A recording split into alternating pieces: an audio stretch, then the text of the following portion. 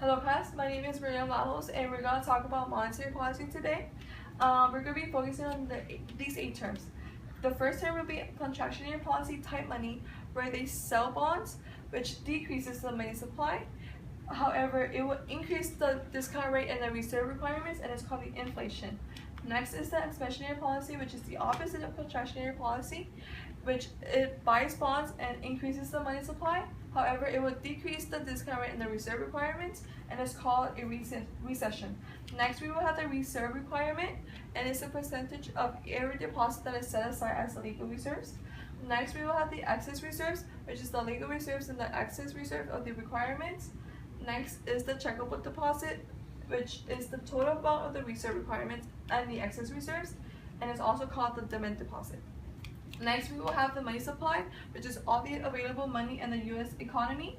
And then we will talk about the differences between the fiscal and the monetary policy, where the fiscal policy is when the Congress and the President focuses mainly on the taxes and spending, where the monetary policy is where it's mainly on the Federal Reserve Bank, and it's focusing on the open market operations, the discount rate, the federal funds rate, and the reserve requirements.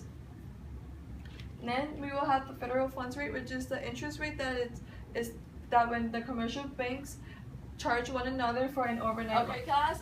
We're going to still talk about the monetary policy. We're going to be focusing on when the Federal Reserve Bank is mainly directing towards the federal funds rate. So therefore, the definition of federal funds rate is the interest rates that commercial banks charge one another for an overnight loans. If the Federal Reserve wants to lower the federal funds rate, what open market operation would be appropriate? Okay, well that means that they should purchase bonds, which increases the money supply. So right now we will have a question that's on here that says, assume that the open market operation that you indicate in Part B is equal to $10 million.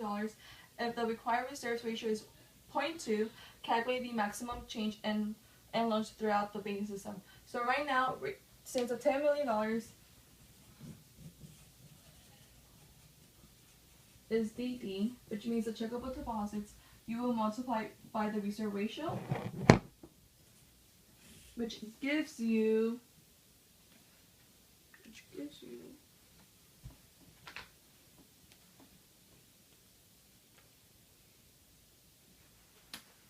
$2 million.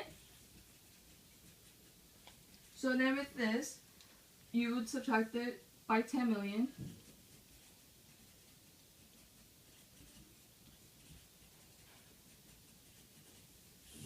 Which gives you 8 million. Now, since they're asking for the maximum change in loans throughout the banking system, you will have to multiply by the money multiplier, which is 1 over 0.2, which gives you 40 million.